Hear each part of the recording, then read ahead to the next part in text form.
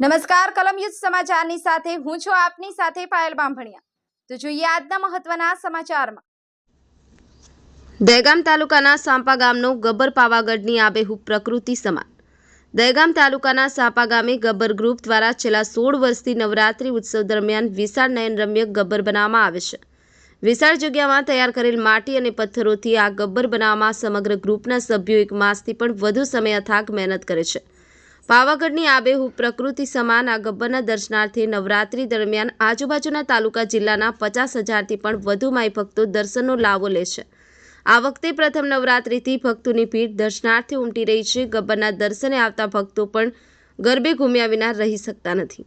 આ Gabbar social media અને યુટ્યુબના માધ્યમથી ખૂબ જ લોકપ્રિય બન્યો છે।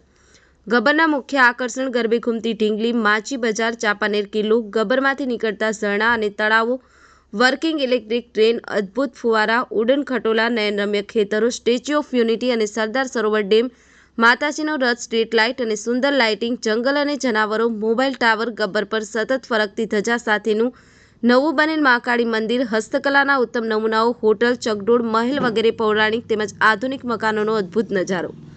જયંતિભાઈ પટેલ, કલમ યુદ્ધ સમાચાર, દહેગામ।